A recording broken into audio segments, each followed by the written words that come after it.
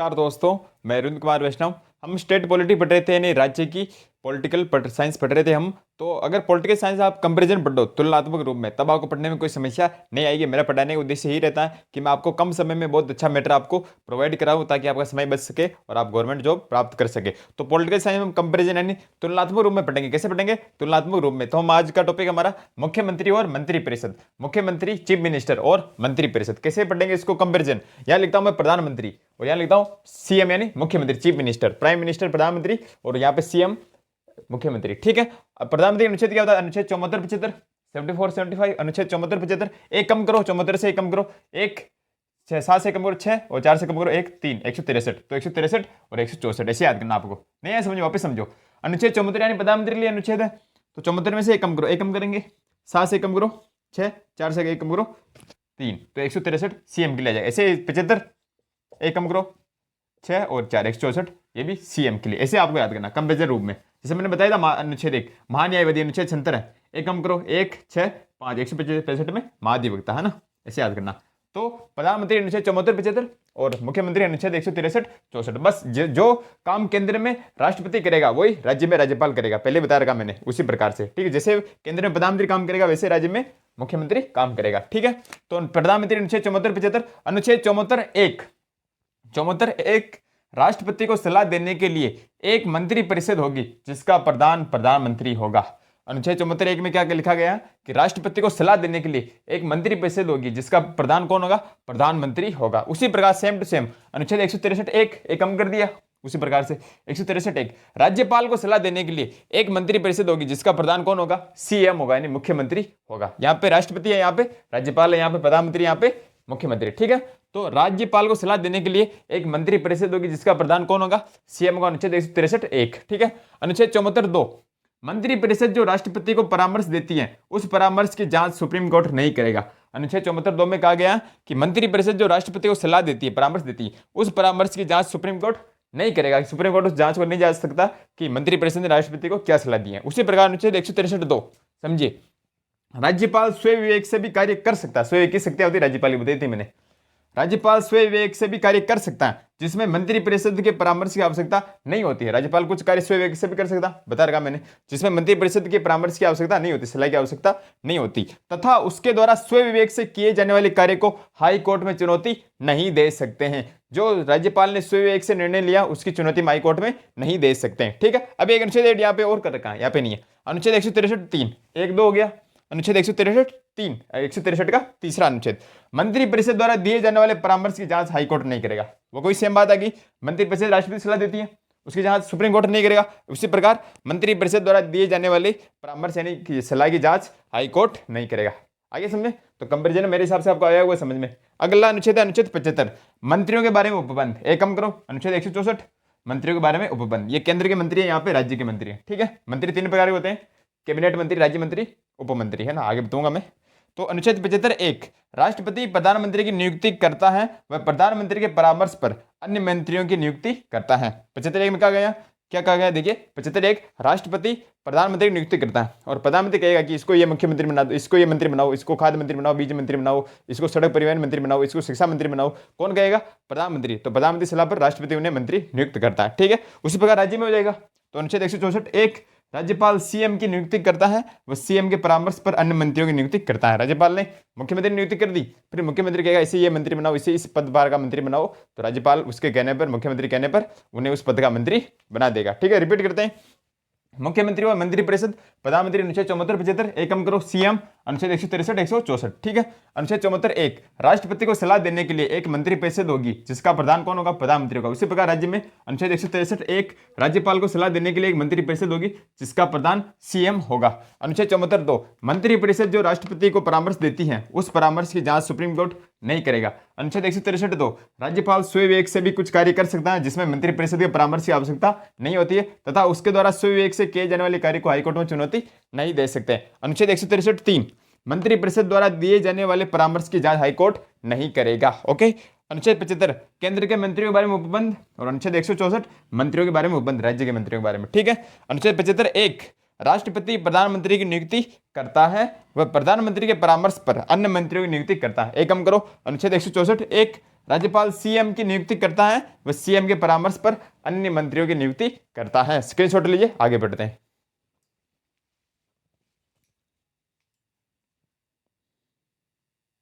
पूर्ण संविधान संशोधन आता है 91वां संविधान संशोधन 2003। 91वां संविधान संशोधन 2003 बहुत बार इससे प्रश्न पूछा गया, सब इंस्पेक्टर आरएस तक में, फर्स्ट ग्रेड तक में इससे प्रश्न आया हुआ है। तो संविधान संशोधन महत्वपूर्ण है। हमने बात की थी 75वें अनुच्छेद के अंदर, 75(1) के अंदर क्या कहा था कि राष्ट्रपति प्रधानमंत्री की नियुक्ति करता है और प्रधानमंत्री की सलाह पर अन्य मंत्रियों की नियुक्ति करता है। उसी प्रकार राज्य में राज्यपाल मुख्यमंत्री की नियुक्ति करता है और मुख्यमंत्री के परामर्श पर अन्य मंत्रियों की नियुक्ति करता है। लेकिन मुख्यमंत्री कितने मंत्रियों की नियुक्ति कर सकता है, यानी मंत्रिपरिषद में कितने मंत्री हो सकते हैं? मंत्रिमंडल अलग चीज है, मंत्रिपरिषद अलग चीज है। आगे जब पढ़ूंगा कभी पॉलिटिकल तब बात करेंगे उसके बारे में। मंत्रिपरिषद की भी हम बात करें, मंत्रिपरिषद में कैबिनेट मंत्री, राज्य मंत्री, उप मंत्री सभी आ जाते हैं ना। तो मंत्रिपरिषद का आकार निश्चित किया गया। पहले क्या कहता था कि मन मर्जी से जितने चाहे उतने व्यक्ति को मंत्री बना देते थे। तो 91वें संविधान संशोधन 2003 द्वारा मंत्रिपरिषद के, ध्यान सुना क्या करो, मंत्रिपरिषद के आकार को निश्चित किया गया है कि इससे अधिक मंत्री नहीं हो सकते हैं। तो क्या कहा गया, बात करते हैं 91वां संविधान संशोधन 2003, अटल बिहारी वाजपेयी जी की सरकार हुआ करती थी उस समय। तो इस संविधान संशोधन द्वारा केंद्र व राज्यों में मंत्रिपरिषद के आकार को निश्चित किया गया।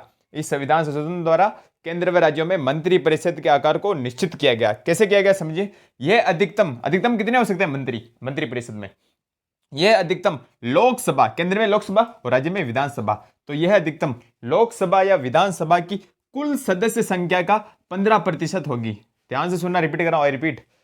यह अधिकतम लोकसभा या विधानसभा की कुल सदस्य संख्या का 15% होगी। कितनी होगी? 15%। जैसे हम बात करें लोकसभा की, तो लोकसभा की सीटें उसका 15% निकालो, जैसे कुल लगभग निकलेगी 82, तो 82 से अधिक लोकसभा में मंत्री नहीं हो सकते, है ना, ठीक है। तो कुल सदस्य संख्या की 15% हो सकती। 82 में प्रधानमंत्री भी शामिल है, जिसमें प्रधानमंत्री या मुख्यमंत्री भी शामिल है। केंद्र में प्रधानमंत्री, राज्य में मुख्यमंत्री भी शामिल है। ध्यान सुना, रिपीट कर रहा हूं वापस। यह अधिकतम लोकसभा विधानसभा की कुल सदस्य संख्या का 15% होगी, जिसमें प्रधानमंत्री या मुख्यमंत्री भी शामिल है, पीएम या सीएम भी शामिल है। कैसे? राजस्थान के बारे में बात करें, विशेष लिखना राज्य में अधिकतम सदस्य संख्या तो 15% ही होगी। विधानसभा की कुल 15% कितनी होगी समझो, ये 200 विधानसभा सीटें, इसका 15% निकालो, कितना आएगा? 30 आएगा। तो कुल सीटें कितनी होगी राजस्थान में? 30 होंगी। अधिकतम कितनी होगी?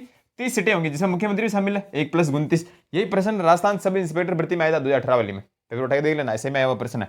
तो राज्य में अधिकतम संख्या तो 15% होगी राजस्थान में, लेकिन मंत्रिपरिषद में न्यूनतम सदस्य संख्या 12 हो सकती है। बहुत सारे राज्य, छोटे छोटे राज्य जैसे गोवा, तो वहां पे विधानसभा सीटें इतनी है नहीं, तो वहां पे 15% निकालने पर 12 से कम हो जाती है सदस्य संख्या। तो न्यूनतम जो छोटे राज्य है वहां पर 12 सदस्य संख्या होगी मंत्रिपरिषद की, 1 + 11 है ना। वरना जो बड़े राज्य हैं, यूपी हो गया, राजस्थान हो गया, मध्य प्रदेश, बिहार, उड़ीसा, इनमें तो 15% होगी कुल सदस्य संख्या का। और जो छोटे राज्य उनमें न्यूनतम 12 होगी। यानी मंत्रिपरिषद समझो, कुल मंत्रिपरिषद कितने हो सकते हैं? कुल विधानसभा की सदस्य संख्या का अधिकतम 15% कुल मंत्री हो सकते हैं अधिकतम, और न्यूनतम कितने हो सकते हैं? तो न्यूनतम 12 से कम मंत्री नहीं होंगे, 12 तो होंगे 1 + 11 होंगे, जिसमें सीएम भी शामिल है।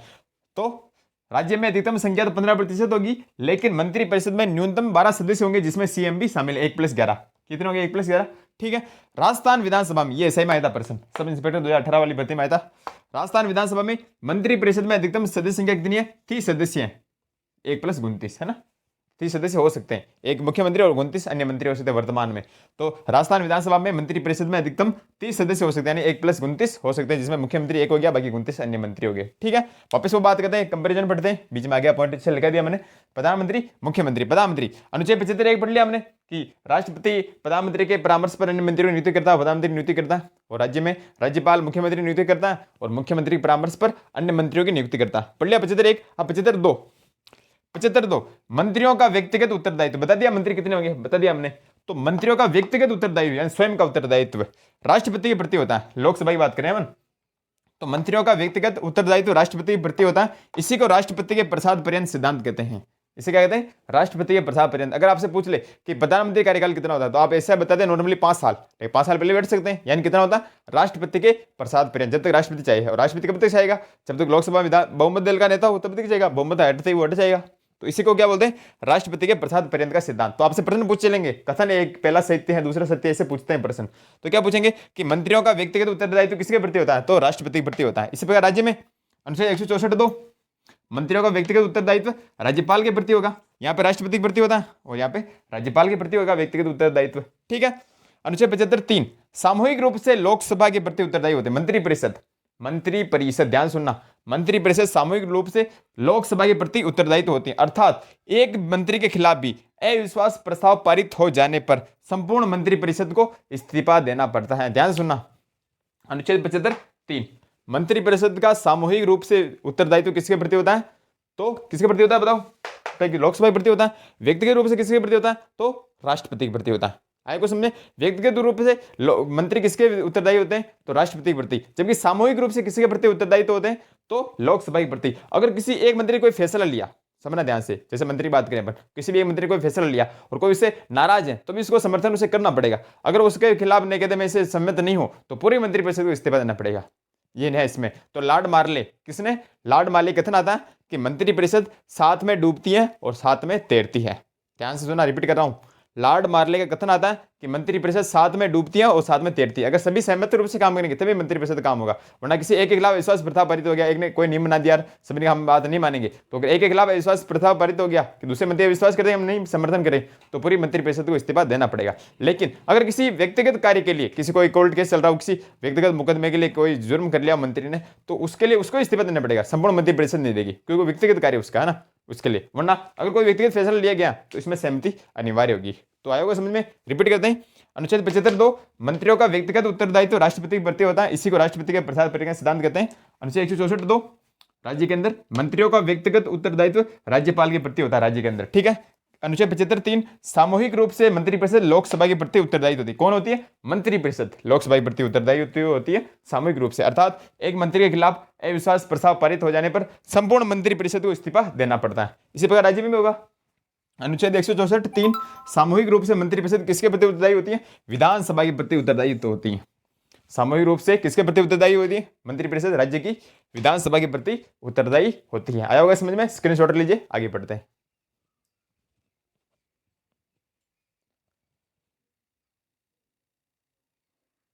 कंपेरिजन रूप में आगे हम पढ़ेंगे। तो देखिए, प्रधानमंत्री और मुख्यमंत्री, अनुच्छेद 75(4), अनुच्छेद 75(4) में शपथ का उल्लेख, किसका?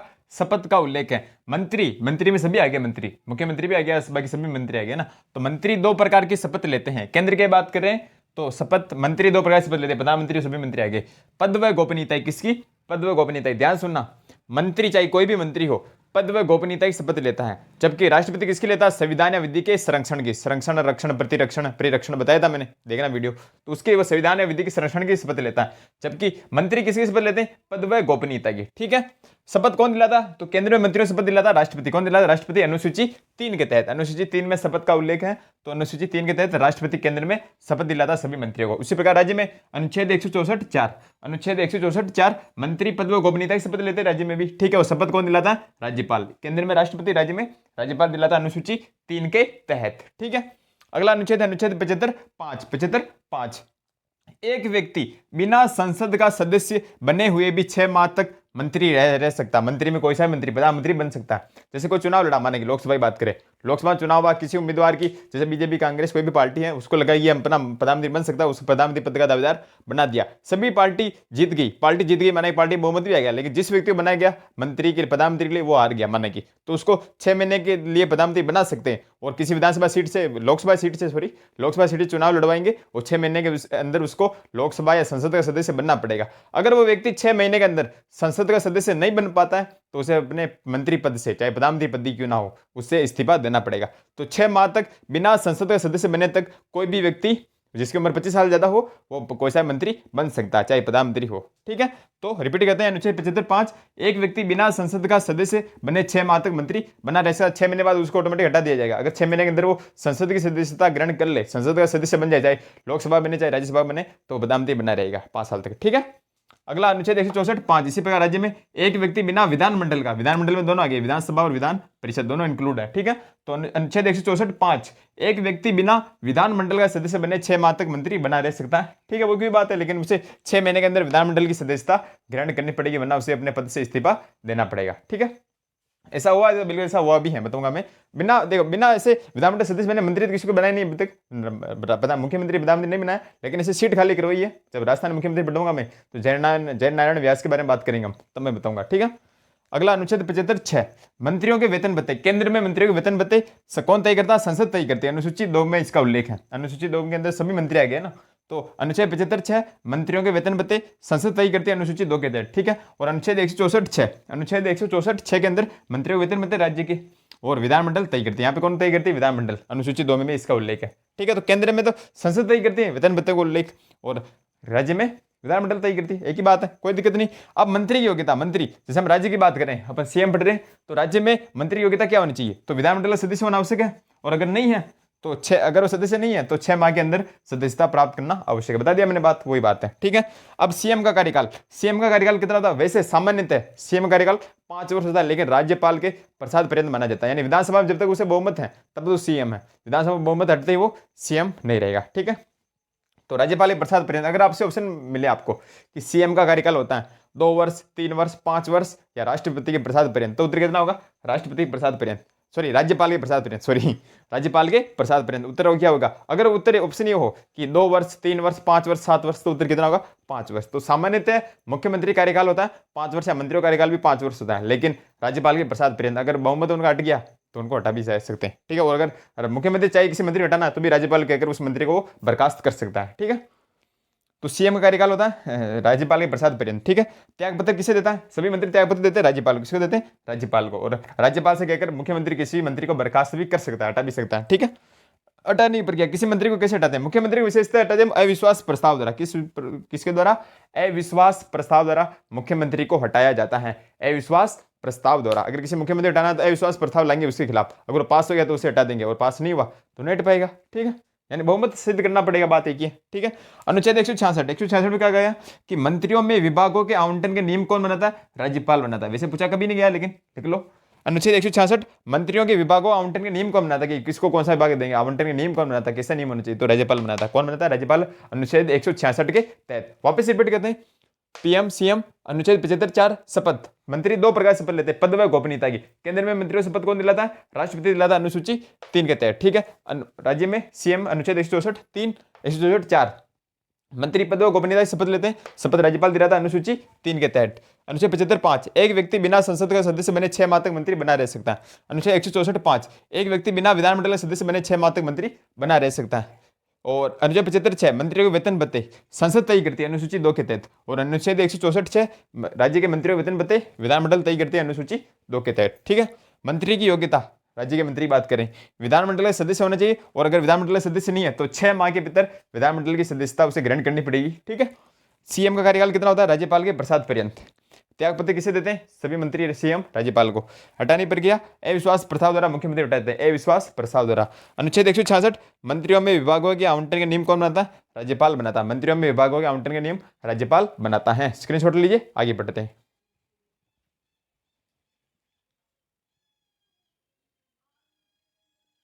मुख्यमंत्री के कुछ कर्तव्य होते हैं अनुच्छेद 167 के तहत। 167 अनुच्छेद 167 मुख्यमंत्री कर्तव्य, मुख्यमंत्री क्या क्या काम करता है उसके बारे में इसका उल्लेख है। तो अनुच्छेद 167 मुख्यमंत्री के कर्तव्य। पहला, मुख्यमंत्री मंत्री परिषद और राज्यपाल के बीच की कड़ी होता है। मुख्यमंत्री मंत्री परिषद और राज्यपाल के बीच की कड़ी होता है, मंत्री परिषद और राज्यपाल के बीच जो कार्य होता है उनको इधर उधर बातें बताता है, कि राज्यपाल को सूचना देता है, राज्यपाल की सूचना मंत्री परिषद को कौन देता है?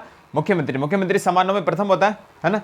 मंत्री परिषद का मुखिया होता है मेन मुख्यमंत्री, ठीक है, सीएम। तो सीएम मंत्री परिषद और राज्यपाल के बीच की कड़ी होता है। दूसरा, सीएम राज्य की कार्यपालिका का राजनीतिक या वास्तविक प्रमुख होता है। ध्यान रखना, सीएम राज्य की कार्यपालिका का राजनीतिक या वास्तविक प्रमुख होता है। संवैधानिक प्रमुख कौन होता है? राज्य का राज्यपाल होता है, लेकिन वास्तविक या राजनीतिक प्रमुख कौन होता है? तो मुख्यमंत्री होता है, चीफ मिनिस्टर, ठीक है। तीसरा, सीएम मंत्रियों के बीच विभागों का आवंटन करता है एवं मंत्रियों के बीच विभागों में फेरबदल कर सकता है। सीएम मंत्रियों के बीच विभागों का आवंटन करता है कि आपको ये विभाग दिया जाता है, आपको ये शिक्षा विभाग, आपको सड़क विभाग, आपको परिवहन विभाग, आपको कर विभाग, कोई सा विभाग दिया जाता है, और बाद में सीएम को लगे कि फेरबदल करना चाहिए तो राज्यपाल को कहकर वो फेरबदल भी कर सकता है, ठीक है। चौथा, सीएम राज्यपाल को कहकर मंत्री को बर्खास्त भी कर सकता है। बता दिया मैंने कि सीएम किसी राज्यपाल को कहकर किसी मंत्री से सीएम की अनबन हो जाए तो सीएम राज्यपाल को कहकर उस मंत्री को पद से बर्खास्त भी कर सकता है, ठीक है। पांचवा, सीएम त्यागपत्र देकर पूरी मंत्री परिषद को भंग कर सकता है। अगर सीएम त्यागपत्र दे दे, अगर सीएम कोई बात में नहीं माने, सीएम अगर चाहिए तो त्यागपत्र देकर पूरी मंत्री परिषद को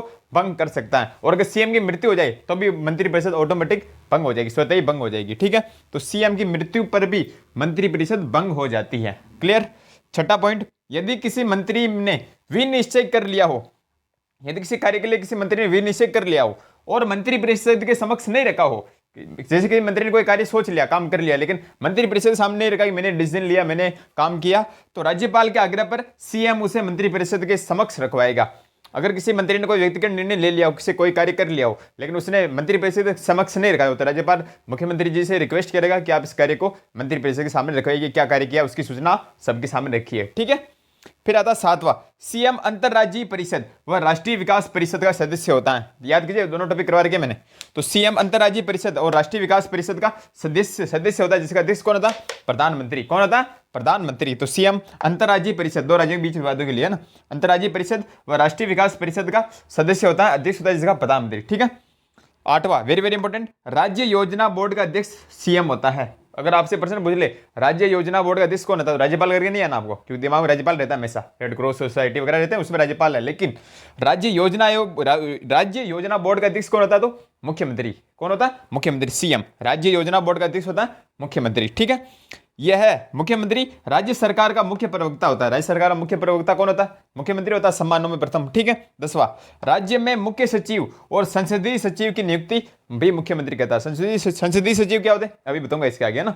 तो राज्य में मुख्य सचिव और संसदीय सचिव की नियुक्ति भी कौन करता है? तो मुख्यमंत्री करता है। राज्य का सर्वोच्च प्रशासनिक अधिकारी कौन होता है? तो मुख्य सचिव होता है। आईएएस का आईएएस में भी सबसे बड़ा आईएएस कौन होता है? मुख्य सचिव। कोई एक दो आईएएस में पहुंच पाते हैं, तो बहुत अच्छा पद होता है, बहुत बड़ा पद होता है। राजस्थान का अगर आपसे पूछ ले कि सबसे ऊपर सर्वोच्च प्रशासनिक अधिकारी कौन होता है राजस्थान का, तो वो मुख्य सचिव होता है ना। सबसे प्रशासनिक बड़ा पद यही है, मुख्य सचिव।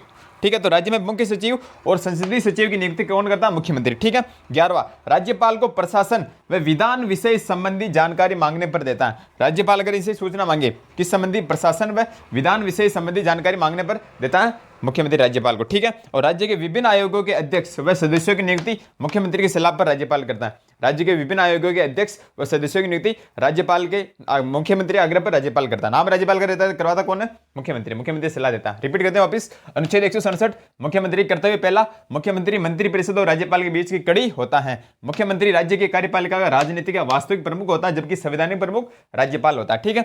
मुख्यमंत्री मंत्रियों के बीच विभागों का आवंटन करता है एवं मंत्रियों के बीच विभागों में फेरबदल भी कर सकता है। मुख्यमंत्री राज्यपाल को कहकर मंत्री को बर्खास्त भी करवा सकता है, किसी को भी। ठीक है। मुख्यमंत्री त्याग पत्र देकर पूरी मंत्रिपरिषद को भंग कर सकता है, और मुख्यमंत्री की मृत्यु हो जाने पर भी मंत्रिपरिषद स्वतः ही भंग हो जाती है। ठीक है। यदि किसी मंत्री ने विनिश्चय कर लिया हो और मंत्रिपरिषद के समक्ष नहीं रखा हो, तो राज्यपाल के आग्रह पर सीएम उसे मंत्रिपरिषद के समक्ष रखवाएगा। मुख्यमंत्री अंतरराज्यीय परिषद व राष्ट्रीय विकास परिषद का सदस्य होता है, जिसका अध्यक्ष कौन होता है? भारत देश का प्रधानमंत्री। ठीक है। राज्य योजना बोर्ड का अध्यक्ष भी कौन होता है? मुख्यमंत्री। राज्य योजना बोर्ड का अध्यक्ष कौन होता है? मुख्यमंत्री। वेरी वेरी इंपॉर्टेंट, है ना। यह राज्य सरकार का मुख्य प्रवक्ता होता है। मुख्यमंत्री राज्य सरकार का मुख्य प्रवक्ता होता है। राज्य में मुख्य सचिव और संसदीय सचिव की नियुक्ति भी कौन करता है? मुख्यमंत्री। ठीक है। राज्यपाल को प्रशासन व विधान विषय संबंधी जानकारी मांगने पर भी देता है। ठीक है। और राज्य के विभिन्न आयोगों के अध्यक्ष व सदस्यों की नियुक्ति सीएम की सलाह पर राज्यपाल करता है। और एक बात, नियुक्त होते हैं ना मनोनीत एमएलए वो भी मंत्री बन सकते हैं। अगर आपसे कोई पूछ ले कि मनोनीत एमएलए मंत्री बन सकते हैं, तो बिल्कुल मनोनीत एमएलए भी मंत्री बन सकते हैं। ठीक है। स्क्रीनशॉट लीजिए, आगे कुछ चीजें पढ़ते हैं।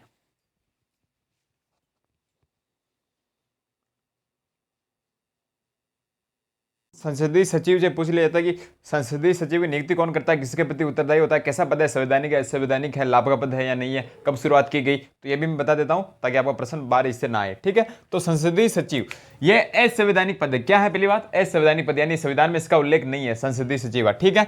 इसकी नियुक्ति, शपथ, हटाना और उत्तरदायी। संसदीय सचिव की नियुक्ति कौन करता है? इनको शपथ कौन दिलाता है? इनको हटाता कौन है? और ये उत्तरदायी किनके प्रति होते हैं? तो सीएम, मुख्यमंत्री के प्रति उत्तरदायी होते हैं। तो इनको नियुक्ति भी सीएम करता है, संसदीय सचिव की शपथ भी सीएम दिलाता है, हटाता भी सीएम है, और उत्तरदायी किसके प्रति होते हैं? सीएम के प्रति। ठीक है। फिर अगला प्रश्न आता है, क्या मंत्रिपरिषद का हिस्सा होते हैं? तो नहीं, संसदीय सचिव मंत्रिपरिषद का हिस्सा नहीं होते हैं। संसदीय सचिव मंत्रिपरिषद का हिस्सा नहीं होते हैं। क्लियर है? ठीक है। राजस्थान में संसदीय सचिव लाभ का पद है क्या? तो नहीं है, ये लाभ का पद नहीं है। अपन लाभ का पद गिनते हैं तो ये लाभ के पद में नहीं आता है। तो राजस्थान में संसदीय सचिव लाभ का पद नहीं है। ठीक है। इसकी शुरुआत कभी की गई राजस्थान में? तो राजस्थान में संसदीय सचिव की शुरुआत की गई थी 1967 में, 1967 में मोहनलाल सुखाड़िया ने की थी। मोहनलाल सुखाड़िया थे ना अपने आधुनिक राजस्थान के निर्माता, ठीक है, तो उन्होंने शुरुआत की थी। ठीक है, रिपीट करते हैं वापस। संसदीय सचिव, पहली बात असंवैधानिक पद है। दूसरा, नियुक्ति शपथ हटाना उत्तरदायी किसके प्रति होते हैं? सीएम के प्रति। संसदीय सचिव मंत्रिपरिषद का हिस्सा नहीं होते हैं। राजस्थान में संसदीय सचिव लाभ का पद नहीं है, और संसदीय सचिव पद की शुरुआत राजस्थान में 1967 में मोहनलाल सुखाड़िया ने की थी। ठीक है, फिर एक विशेष लगा लिखना अनुच्छेद 164, 164 वैसे मैंने करवा दिया, लेकिन 164 में एक चीज और है, मध्य प्रदेश, झारखंड, छत्तीसगढ़ और उड़ीसा। मध्य प्रदेश, झारखंड, छत्तीसगढ़, उड़ीसा, 4 राज्य। मध्य प्रदेश, झारखंड, छत्तीसगढ़, उड़ीसा में एक जनजाति मंत्री भी होगा। क्या होगा? एक जनजाति मंत्री भी होगा। इस अनुच्छेद के अंतर्गत प्रावधान है। अनुच्छेद 164 क्योंकि पिछड़े हुए राज्य हैं, तो मध्य प्रदेश, झारखंड, छत्तीसगढ़, उड़ीसा में एक जनजाति मंत्री भी होगा, है ना, जनजाति मंत्री। ठीक है, लेकिन 94 संविधान संशोधन 2006 द्वारा इन दोनों जोड़ा गया, झारखंड और छत्तीसगढ़ को। पहले इन दोनों के स्थान पे कौन सा राज्य था? बिहार था। कौन सा था? बिहार था, है ना। तो 94 संविधान संशोधन 2006 में इन दोनों राज्यों को जोड़ा गया। इससे पहले इन दोनों राज्यों के स्थान पर किसका नाम था? बिहार का था। तो पहले मध्य प्रदेश, बिहार और उड़ीसा थे, लेकिन बिहार को हटाकर अब झारखंड और छत्तीसगढ़ कर दिया 94 संविधान संशोधन 2006 के अंदर। इसके अनुसार अनुच्छेद 164 के अनुसार मध्य प्रदेश, झारखंड, छत्तीसगढ़, उड़ीसा में वर्तमान में एक जनजाति कल्याण मंत्री होगा, जनजाति मंत्री होगा। ठीक है, और 94 संविधान संशोधन द्वारा छत्तीसगढ़ और झारखंड जोड़ा गया, झारखंड, छत्तीसगढ़। इससे पहले इन दोनों के स्थान पर किसका नाम था? बिहार का था। ये मंत्री बेसिक से मैंने, मुख्यमंत्री पूरा बेसिक से मैंने आपको करवा दिया, पूरे पैरेलल के साथ तुलनात्मक रूप में। अब अगले वीडियो में राजस्थान के मुख्यमंत्री के संदर्भ में विशेष में पढ़ेंगे। ठीक है, आपको कैसा लगा आप जरूर बताना। ठीक है, नोट जरूर बनाना। धन्यवाद।